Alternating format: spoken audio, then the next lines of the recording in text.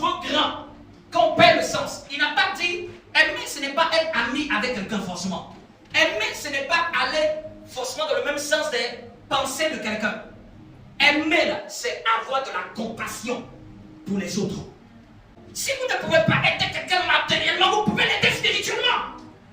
On peut aider quelqu'un de plusieurs manières. Si tu n'es pas conscient que tu peux aider aussi les gens spirituellement, tu peux chercher Dieu. Seigneur, qu'est-ce qu'elle a? Qu'est-ce qu'elle a? Amen. Tu peux même être en train de prier Dieu pour ce cas. Ce n'est pas obligé, ce n'est pas quelqu'un de ma famille. C'est que j'ai aucun lien de parenté.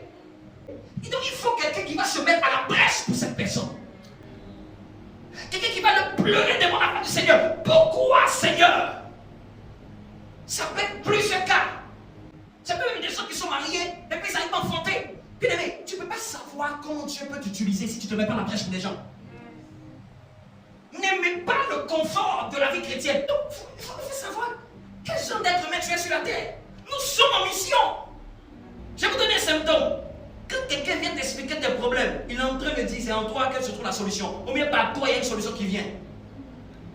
Souvent, je trouve que les chrétiens, ils n'ont pas envie de se salir les mains. Je veux que tu t'impliques. La compassion ne juge pas quelqu'un à terre.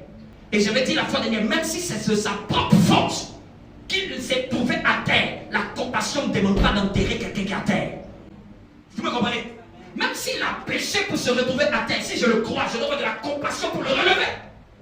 Si Dieu a permis que je rencontre son chemin, c'est pour que je lui tende la main. La compassion tend la main. Tu ne peux pas aider les gens sans prendre sur toi. C'est la compassion qui fait que tu aimes les gens. La compassion, c'est-à-dire que c'est un sentiment qui fait qu'il dépasse tout ce qui est négatif sur la personne. La personne peut être la personne même mauvaise avec toi, mais la compassion fait que tu vois plus loin que la méchanceté de cette personne. La compassion est un sentiment qui fait qu'il dépasse toutes les frontières. C'est un sentiment qui fait que tu ne regardes plus à l'instant présent, tu regardes à Dieu pour sa vie. Tu regardes au Seigneur pour sa destinée. La compassion fait que tu vois le futur, tu dépasses le présent. Mais si tu t'arrêtes au présent où la personne est bizarre, si tu as de la compassion, tu vas voir le futur de cette personne. Tous ceux qui n'ont pas la compassion ne peuvent pas voir le futur de quelqu'un. Parce qu'ils vont mépriser la personne dans son présent. N'aimez pas vivre une vie, c'est vous seul. Dans tout. Souvent, certains sujets de prière ne sont pas exaucés. Pas parce que les gens n'ont pas prié pour leur sujet, mais parce qu'ils n'ont pas suffisamment aidé les autres. Ils n'ont pas suffisamment, eux aussi, eu de la compassion pour les autres. Ne pense pas que c'est par hasard. On ne rencontre personne par hasard dans la foi. Quand tu rencontres quelqu'un, je dois me poser, pourquoi l'ai-je rencontré? Qui est cette personne? Posez-vous la question à Dieu. Pourquoi j'ai rencontré cette situation avec cette personne?